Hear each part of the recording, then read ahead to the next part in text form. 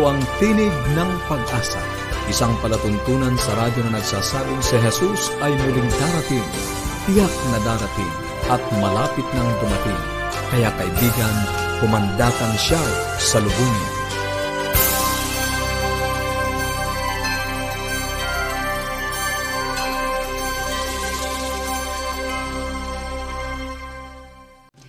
Magandang umaga po sa inyong lahat mga kapatid at mga kaibigan at welcome pong muli dito sa ating programang Tinig ng Pag-asa hatid sa inyo ng Adventist World Radio Manila.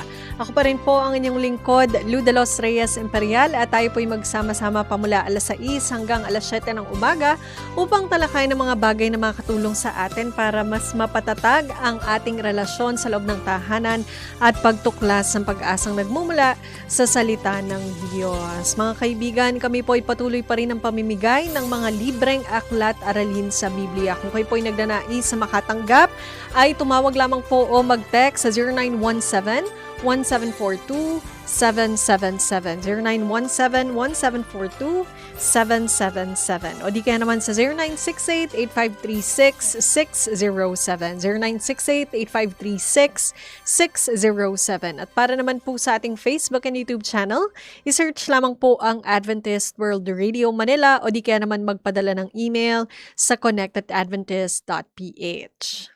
Mga kaibigan, sa hakbang sa kalusugan, atin pong ibigay ang panahon kay Doc Blessy Varona. Maraming tao ang merong dinaramdam. No? May mga sakit na nararanasan, may mga depression, may loneliness. No? Kaya nga, kailangan nating alamin ang mga possible na pwedeng gawin sa bahay na makakaibsan nitong mga pangyayaring depression, anxiety, at pag nakita natin na maiiwasan pala natin tong mga emotional health na to, makikita natin na pati yung mga arthritis na pananakit ng tuhod, pananakit ng kasukasuan, maiibsan din kasi ito pong lahat na to ay related sa inflammation. Meron pong ginawang pag-aaral na ito pong healing foods, no? May mga pagkain na magbibigay sa atin ng mga solusyon.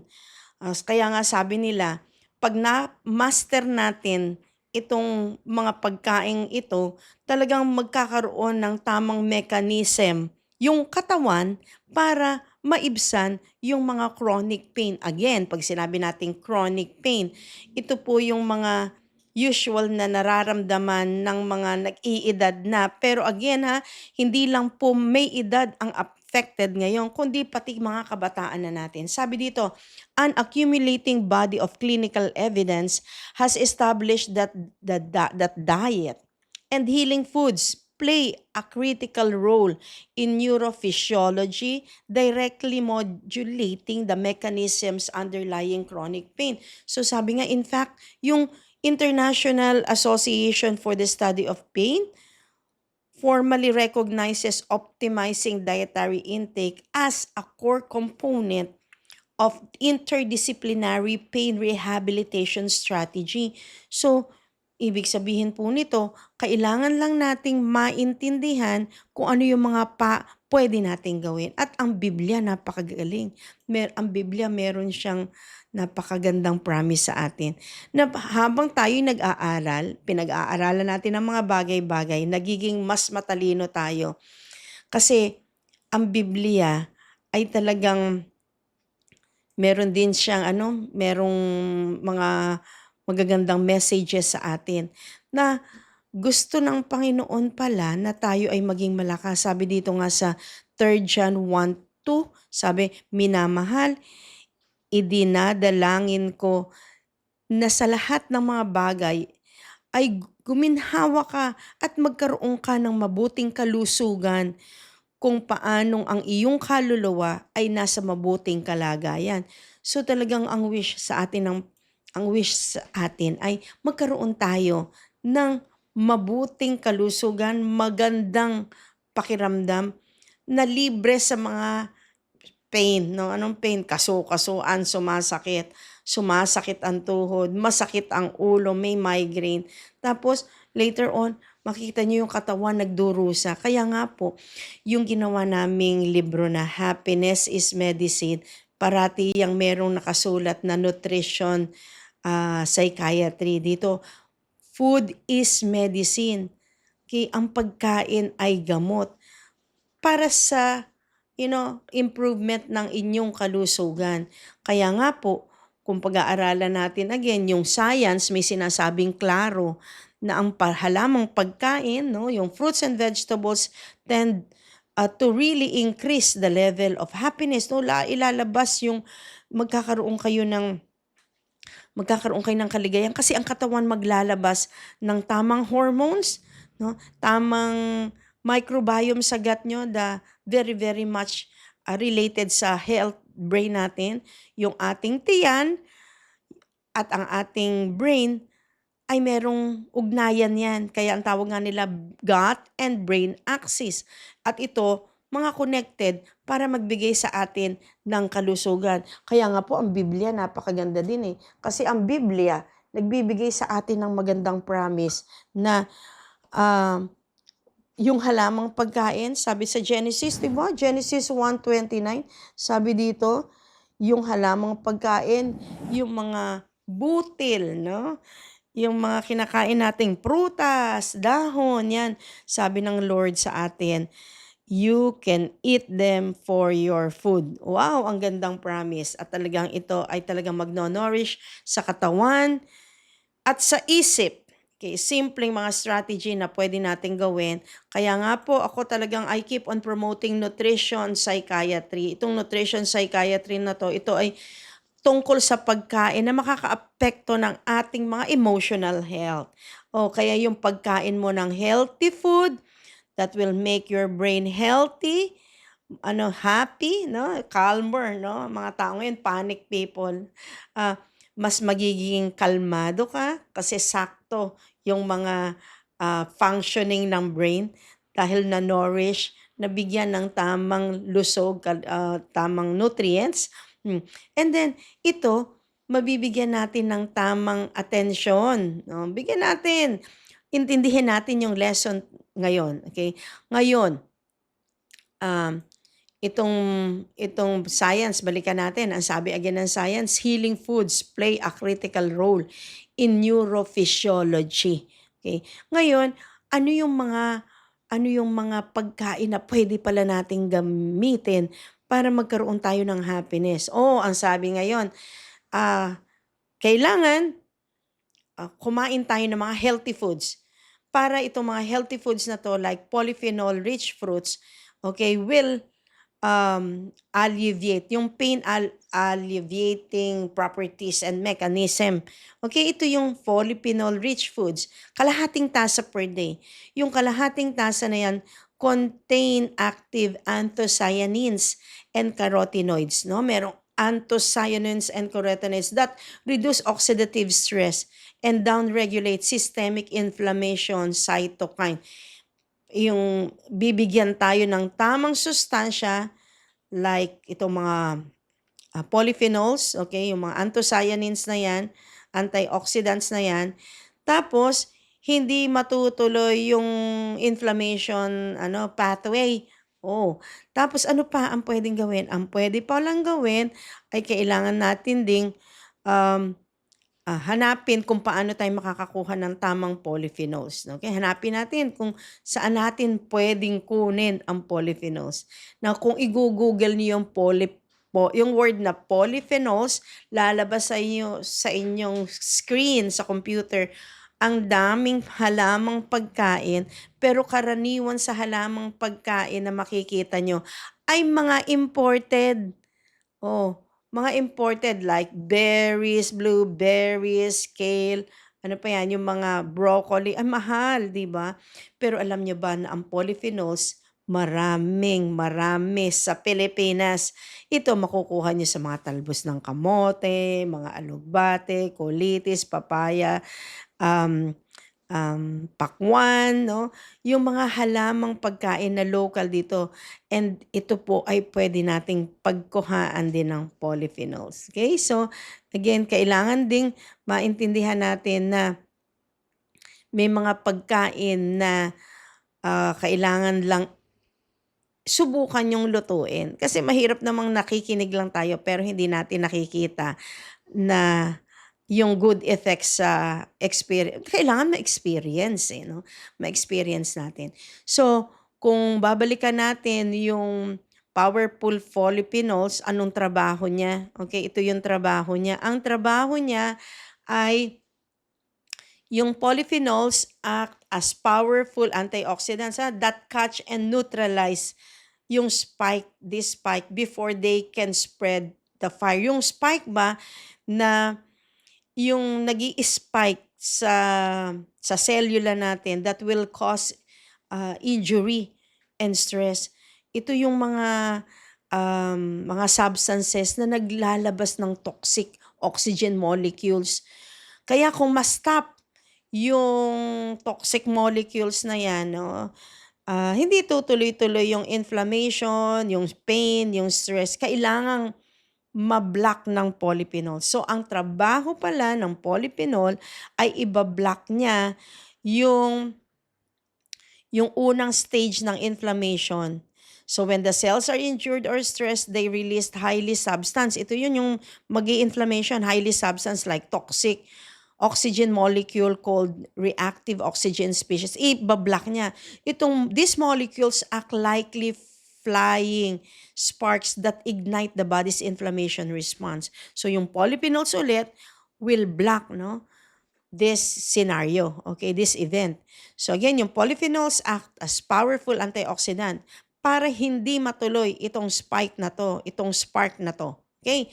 So, ano pa yung pwedeng mangyari? Okay, yung susunod na pwedeng mangyari kung halimbawa yung stage 1 hindi umubra, yung stage 2 naman.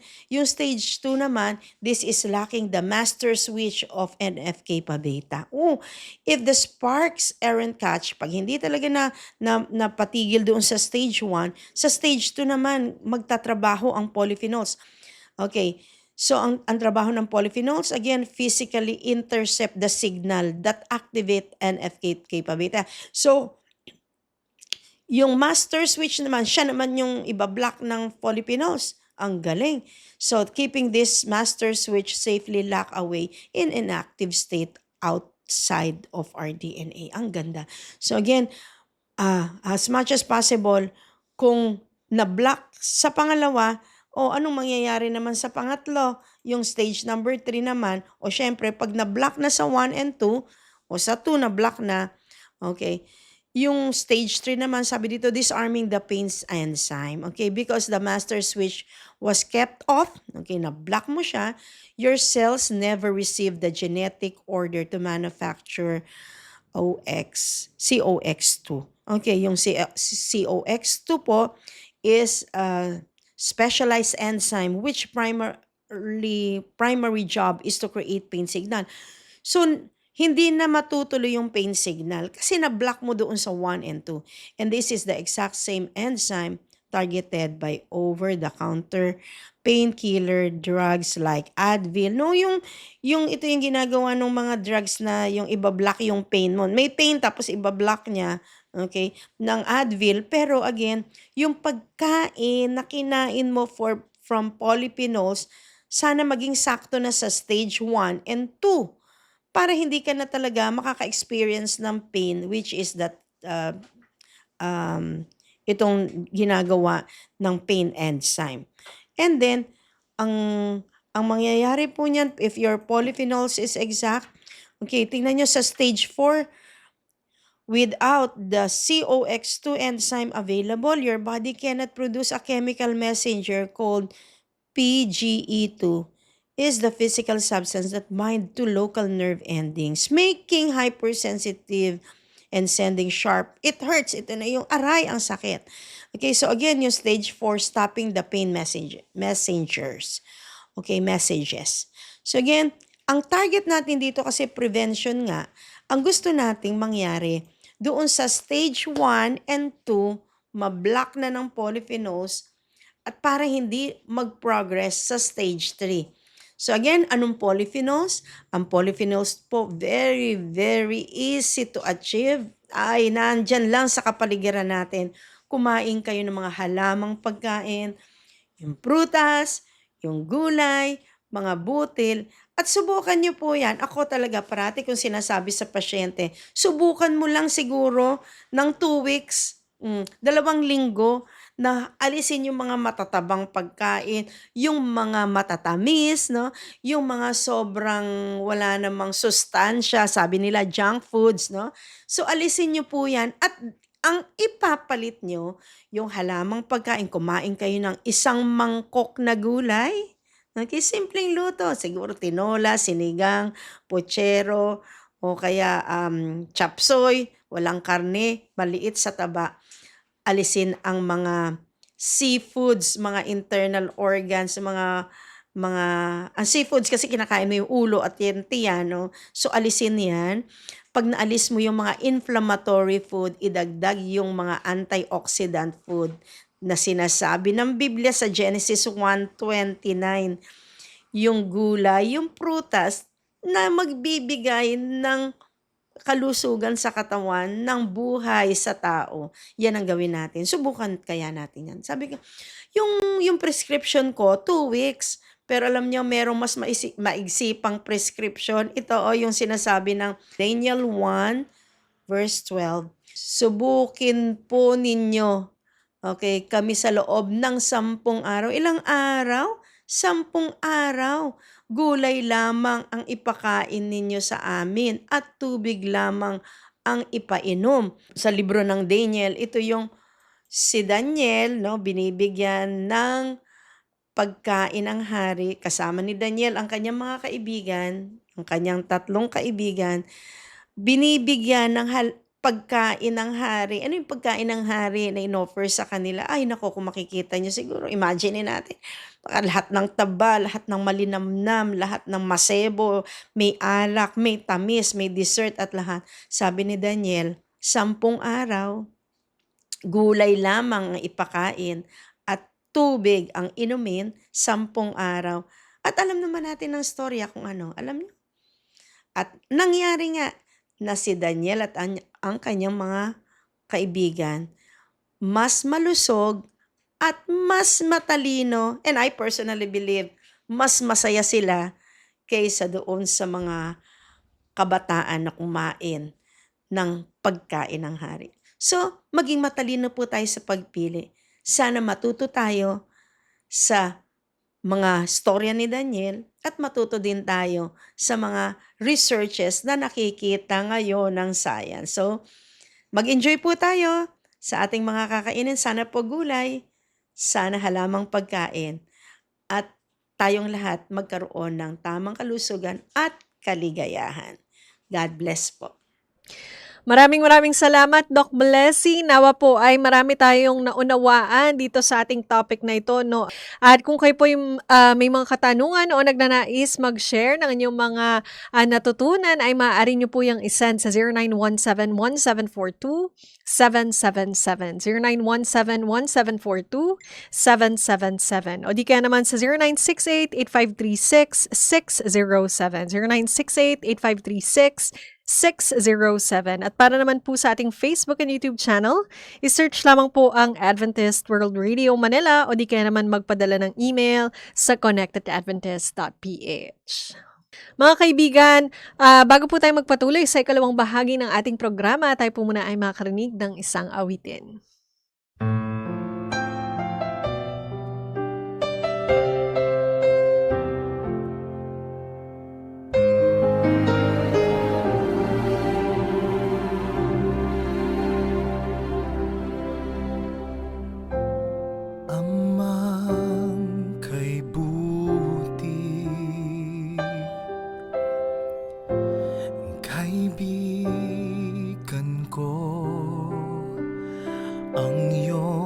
Bagay di masukat ang lawak ng aking sala at karumihan ay nilinis mo't pinatawad. Di ako mapapahama.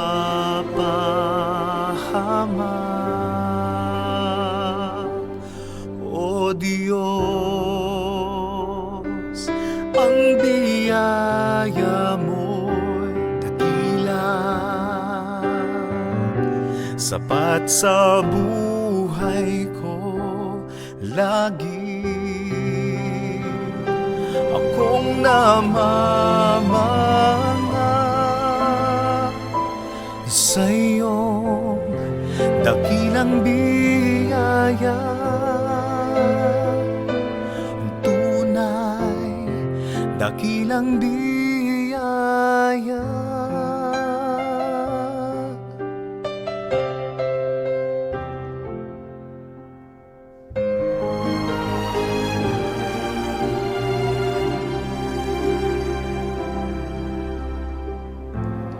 Tagapagligtas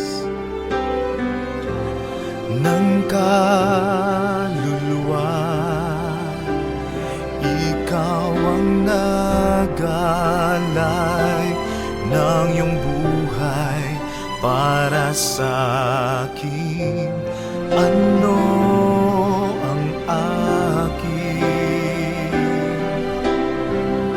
maibabalik, kundi ang lahat ng nasa akin, paborit walhati dadalhin.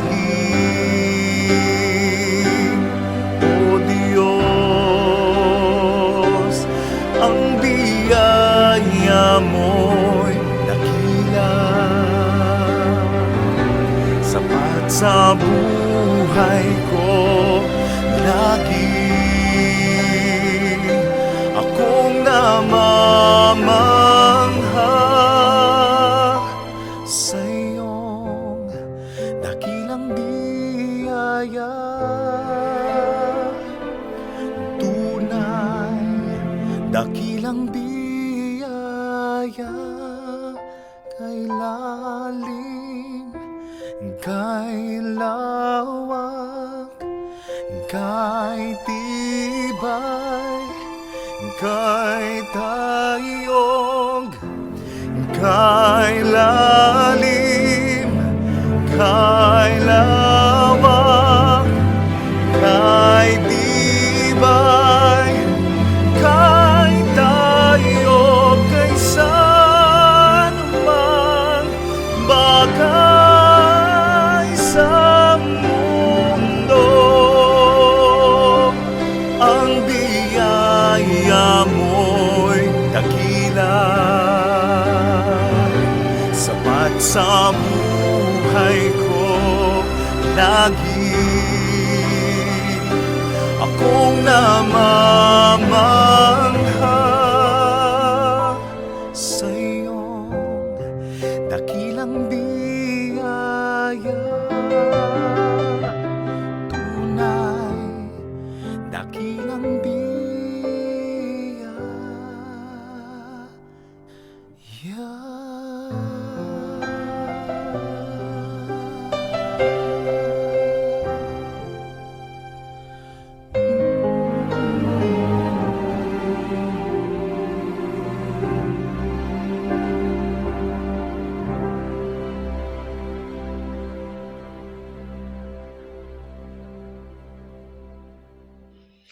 Maraming salamat po sa napakagandang mensahe ng awit at tayo nga po'y dumako na sa ating pag-aaral ng Biblia. Ang atin pong paksa ay pinamagatang What's Wrong with Everybody? Ang pangunahing problema po ng sangkatauhan ay ang kasalanan. Na magkasala po si Adan at Eva sa halamanan ng Eden, pumasok ang kasalanan sa mundo. Dahil dito, nasira ang relasyon ng tao sa Diyos, sa kapwa, sa sarili at maging sa kalikasan. Kaya naman po sa pagpapalawig ng explanation tungkol dito, atin na pong ibigyan panahon kay Pastor Romy. Kumusta ka, kaibigan? Napakabuti ng ating Diyos. Ano ba't sa araw-araw kanyang pinaparanas ang kanyang dakilang pag-ibig, ang kanyang maraming pagpapala. Muli, narito ang iyong kaibigan sa teleradyo na nagsasabing, napakabuti ng Diyos, kaibigan. Patuloy tayo sa ating pag-aaral sa aklat ng Henesis. Katulad ng aking binanggit noong nakaraan, ang ibig sabihin ng Henesis ay beginning. At ang pamagat ng ating patuloy na pag-aaral sa oras na ito ay merong pamagat na what's wrong with everybody? Ano ba ang mali sa maraming mga tao? At merong katanungan, kaibigan, what is man? Ano ba ang tao? May nagsasabi na ang tao ay produkto ng mahabang panahon na milyon-milyong dumaan na panahon at pagkatapos ngayon ay ito yung sinasabing evolution. Lumitaw ang tao, parang singawang tao yung kanilang iniisip. At yung iba naman sinasabi, nagkaroon ng Big Bang at pagkatapos lumitaw ang tao, pati yung mga bagay sa sanlibutan na ito. What's wrong with people, with everybody? Merong sinasabi ang iba, ang mga philosopher, to see is to believe. Kaya ngayon, sapagkat hindi ko nakita ng pasimula, hindi ako naniniwala. At gayon din yung mga psychologists, sa kanilang pag-iisip, sa kanilang mga akala ngayon ay basta na lang lumitaw ang tao. At gayon din yung mga criminologists question. Subalit kaibigan, kung ating pag-uusapan, ang banal na kasulatan ay nagbibigay sa atin ng katugunan tungkol sa papaano nagkaroon ng tao. Ito ay masterpiece ng ating Panginoon. Ang tao ay isang espesyal na bunga ng paglikha ng ating Panginoon. Tatlong bagay ang ating bigyan ng pansin sa pag-aaral na ito.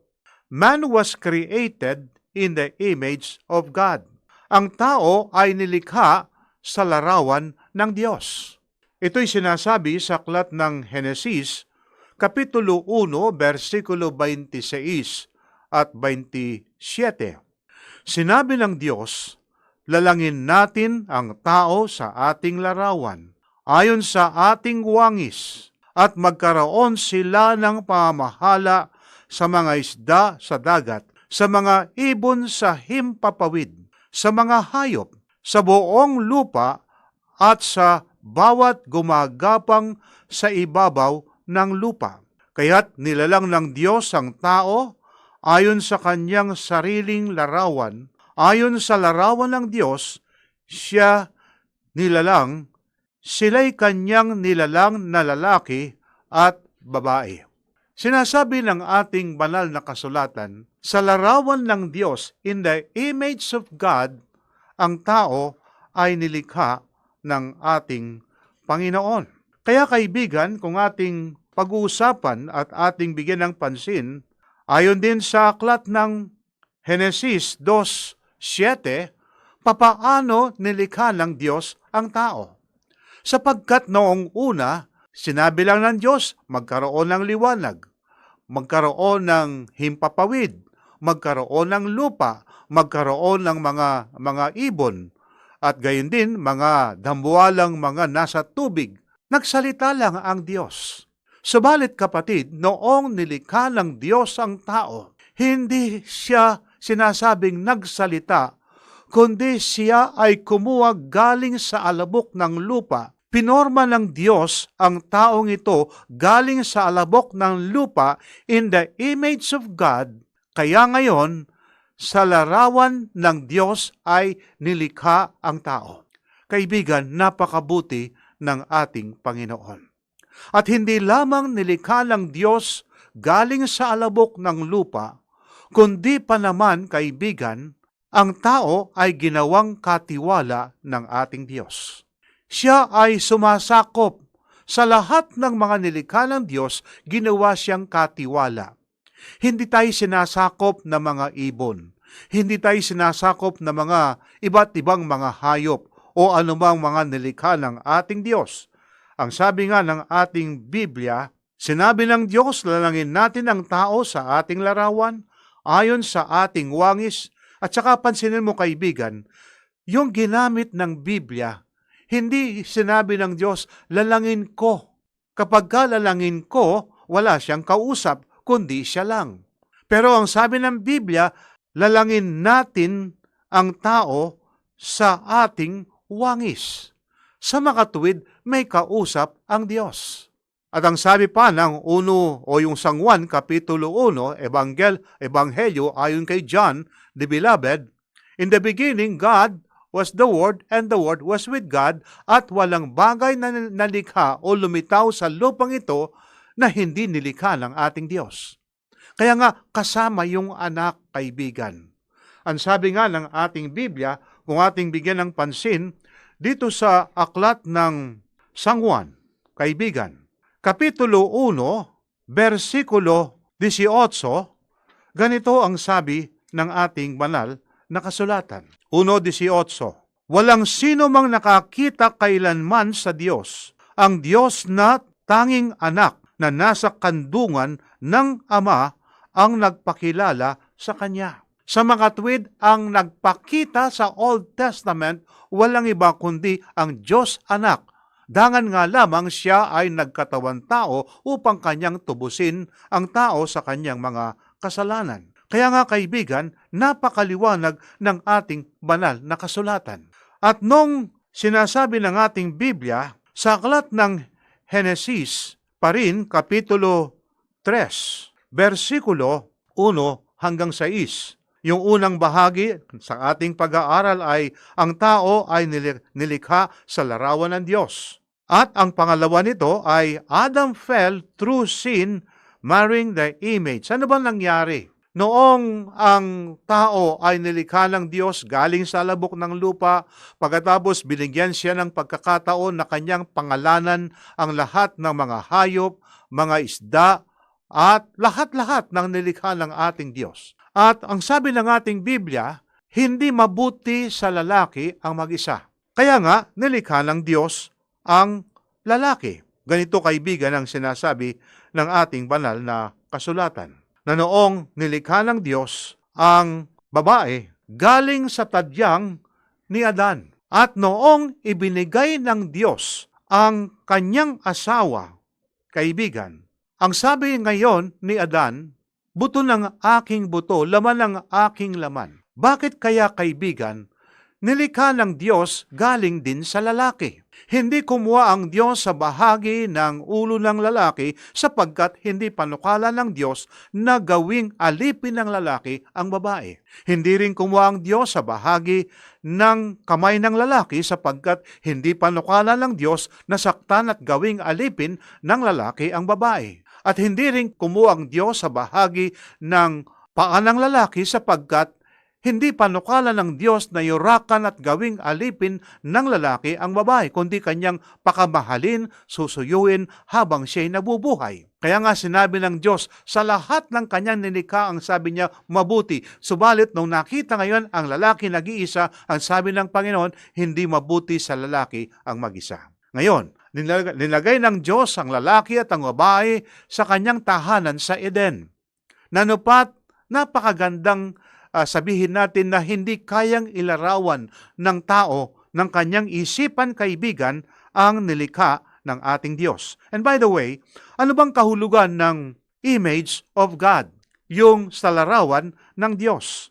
Kaibigan, binigyan ng Diyos ang tao ng intellectual o yung kaisipan. Nanupat, ang taong ito ay maaari siyang umisip, maaari siyang mag-reason o yung mga tuwiran, maaari siyang mag-solve ng mga problems sapagkat siya ay binigyan ng isip ng Diyos.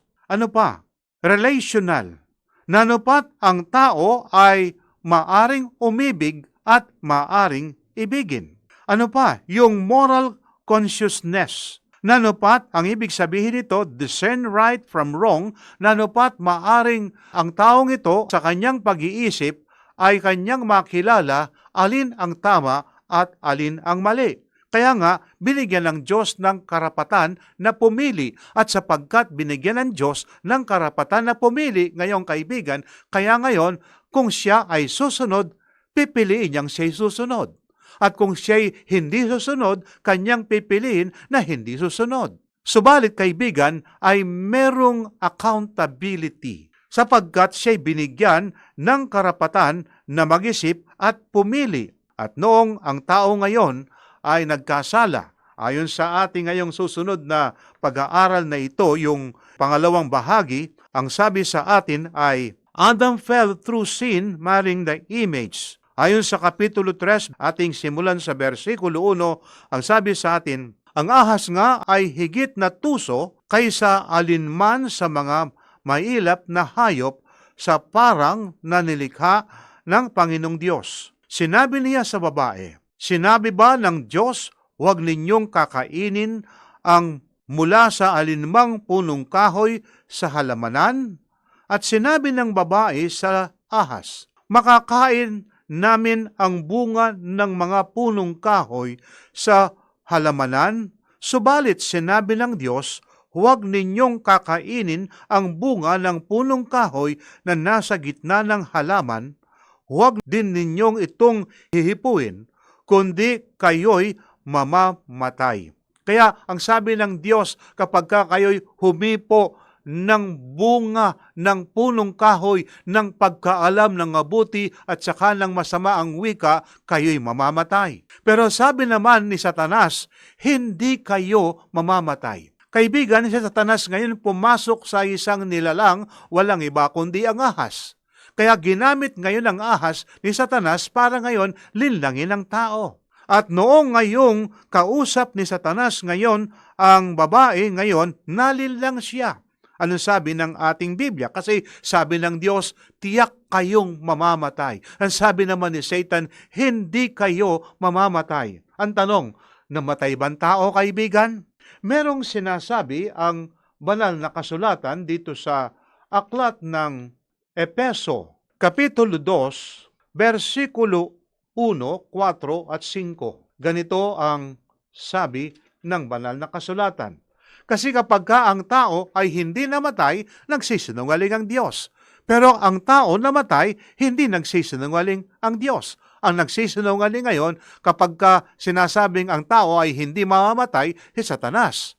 At sa turong ito ay nakuha ng maraming mga tao to prove na ang tao ay hindi namamatay. Sinasabing ang kaluluwa ay hindi namamatay. Kaya nga ngayon, kinuha ng mga Egyptian, ang mga Pero ay ginagawa ngayong mami sapagkat sa kanilang paniniwala, hindi patay pagka hindi nasira ang katawan na ito. At kapagkatapos kinuha ng mga taga-Persia, mga Greece, mga tao sa Grisya at mga tao sa Roma, yung mga pagano ngayon, yung paniniwala na ang tao hindi mamamatay, pero bakit namatay ang tao? At sa oras bang yon ang tao namatay? Ito'y sagot ng ating Biblia. 2:1 at 2. Kayo nooy mga patay sa inyong mga pagsalansang at mga kasalanan, na dati ninyong nilakaran ayon sa lakad ng sanlibutan ito, ayon sa pinuno ng kapangyarihan ng himpapawid ng espiritu na ngayon ay gumagawa sa mga anak ng pagsuway. Anong sabi ngayon kung ating pagpapatuloy? 4 at 5. Ngunit ang Diyos palibhasay mayaman sa awa dahil sa kanyang malaking pag-ibig sa tao, sa atin, maging noong tayo'y mga patay sa pamamagitan ng ating mga pagsuway, binuhay niya tayo kay Kristo Jesus. Namatay tayo, kaibigan, subalit sa pamamagitan ng ating Panginoon. Kasi ang sabi ng Biblia, ang bayad ng kasalanan ay kamatayan. Sa pamamagitan ngayon ng ating Panginoon, tayo ay mabubuhay at magkaroon ng buhay na walang hanggan. Kaya ang sabi sa atin, kung ating babalikan ng Genesis 3, ating ngayong basahin ng 4, subalit sinabi ng ahas sa babae, tiyak na hindi kayo mamamatay. 5. Sapagkat nalalaman ng Diyos na kapag kayo'y kumain noon ay mabubuksan ang inyong mga mata at kayo'y magiging gaya ng Diyos na nakakilala ng mabuti at masama. Kaya't nang makita ng babae na ang bunga ng punong kahoy ay mabuting kainin, nakakalugod sa paningin na dapat nasain, upang maging matalino, siya ay pumitas. Kaibigan, pumitas siya. Sabi ng Panginoon, huwag niyong ipuin.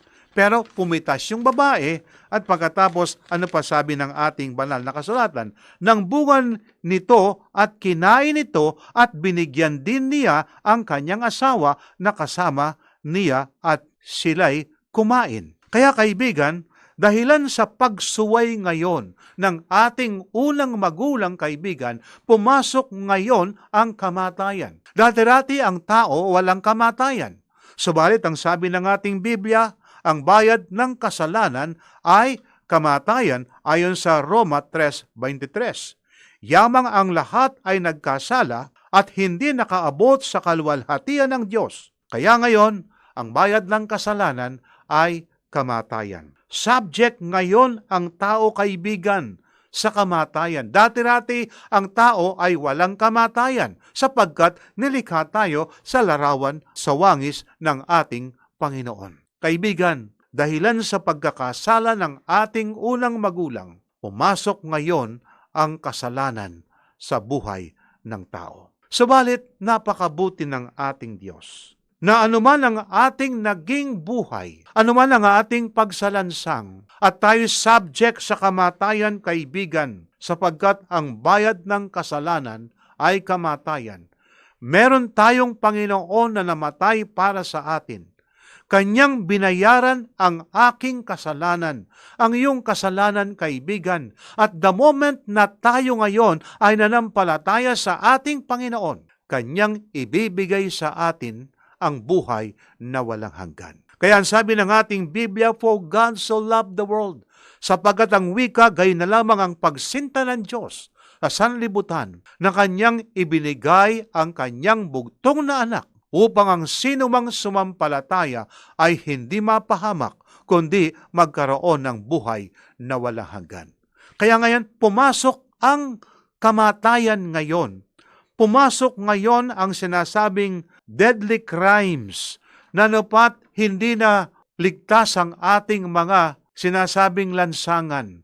Maraming pagpatay, marami ngayong mga krimen na ginagawa ng tao, kaibigan. Subalit gaano man karami ang ating nagawang kasalanan, kaibigan, sa pamamagitan ng ating pananampalataya sa biyaya ng Diyos, kaibigan, tayo ngayon ay magkakaroon ng buhay na walang hanggan. Kaya yung pangatlong bahagi ng ating pag-aaral na ito, through grace, the second Adam restores the image of God.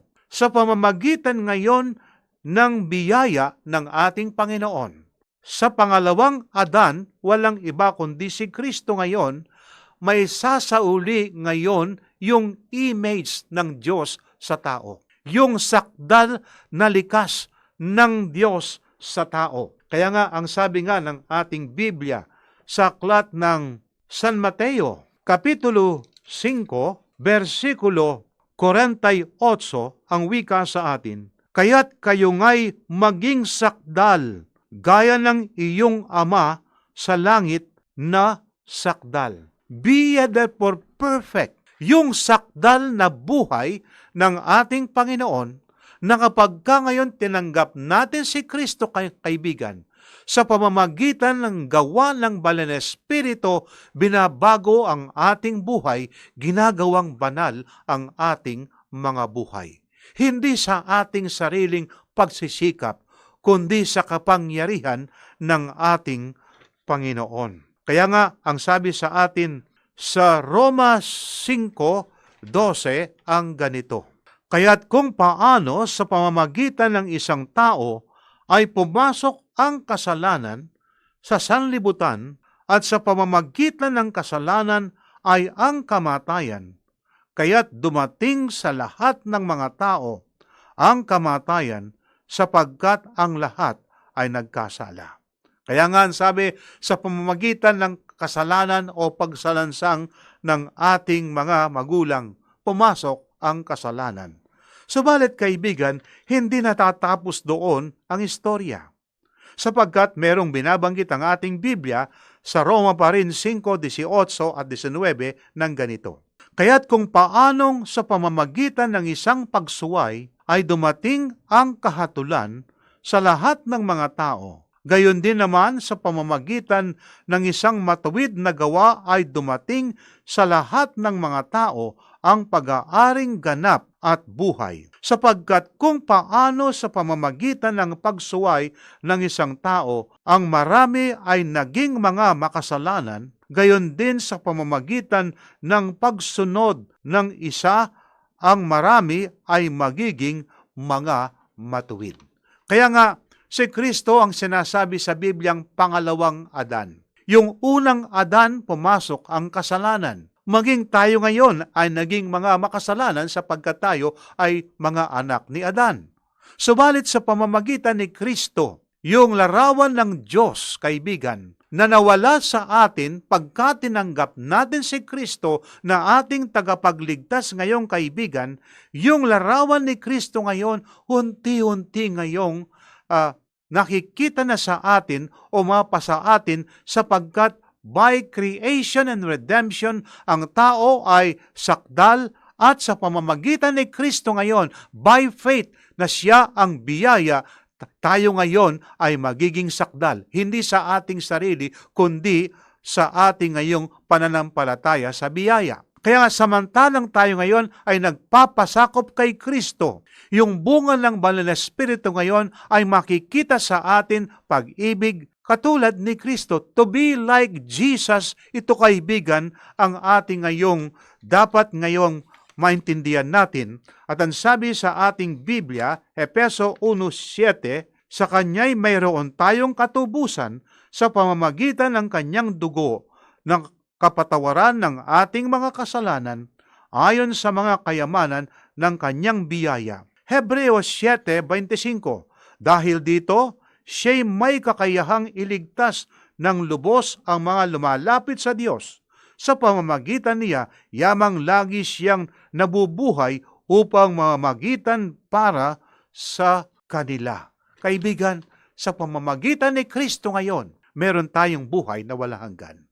Sa pamamagitan ng biyaya ng Diyos, kaibigan, na tinanggap natin sa pananampalataya, tayo ay maging katulad muli ng ating Panginoon na nawala sa atin yung sinasabing larawan ng Diyos na iyon.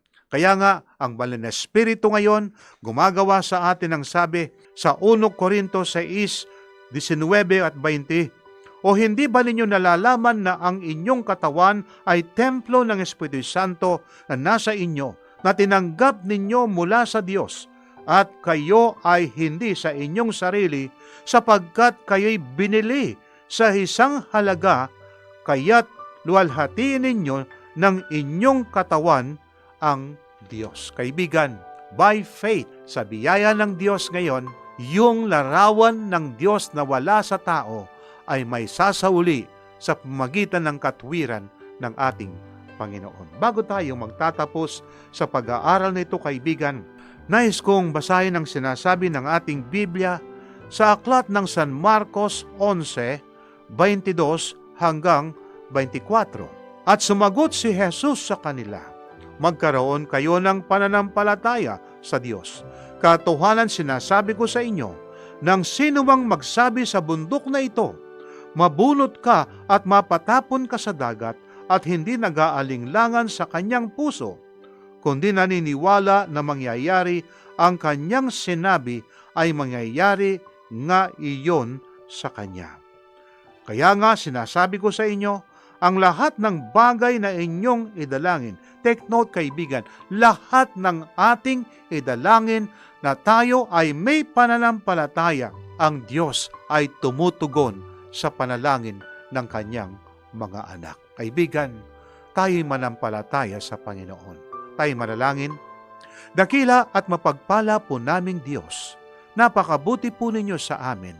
Nilikha po ninyo ang tao sa wangis ng aming Diyos. Panginoon, pagpalain po ng aking kaibigan. Mahayag nawa sa amin ang katwiran ng aming Panginoon. Makita nawa sa amin ang bunga ng banal na Espiritu upang kami ay karapat-dapat nang pumasok sa inyo pong banal na kaharian. Pagpalain ng aking kaibigan, ingatan po siya sa araw-araw, Panginoon. Sa pangalan po ng aming Panginoong Hesus. Amen. Kaibigan, pagpalain ka nawa ng ating mahal na Diyos. Maraming salamat po, Pastor Romy. Nawa po ito'y naging pagpapala sa bawat isa sa atin. Ang tao po ay nilikha ng Diyos ayon sa kanyang larawan. Ibig sabihin, ang bawat tao po ay may likas na dignidad, halaga at layunin. Binigyan po tayo ng Diyos ng kakayahang magmahal, mag-isip, magpasya at magkaroon ng relasyon sa Kanya. Bagamat nasira po ang larawan ng Diyos sa bawat tao dahil sa kasalanan, hindi ito tuluyang nawala. Sa pamamagitan po ni Hesukristo, maaari itong maibalik habang tayo ay binabago upang maging higit na katulad niya. Muli, nawa po ito'y naging pagpapala sa bawat isa sa atin at kung kayo po may mga katanungan o nagnanais na mag-Bible study ay maaari po namin kayong matulungan. Tumawag lamang po o mag-text sa 0917-1742-777. 0917-1742-777. O di kaya naman sa 0968-8536-607. 0968-8536-607. At para naman po sa ating Facebook and YouTube channel, isearch lamang po ang Adventist World Radio Manila o di kaya naman magpadala ng email sa connectedadventist.ph. Mga kaibigan, maraming salamat po sa inyong patuloy na pakikinig dito sa ating programang Tinig ng Pag-asa. Ito pong programang ito ay hatid sa inyo ng Adventist World Radio Manila at magkita-kita po ulit tayo bukas, same time, same station, dito lamang sa AWR 89.1 FM. Ako po ang inyong lingkod, Lou de los Reyes Imperial. Bukas pong muli. Ito ang Tinig ng Pag-asa, isang palatuntunan sa radyo na nagsasabing si Jesus ay muling darating, tiyak na darating at malapit nang dumating. Kaya kaibigan, pumandakan siya sa lubungin.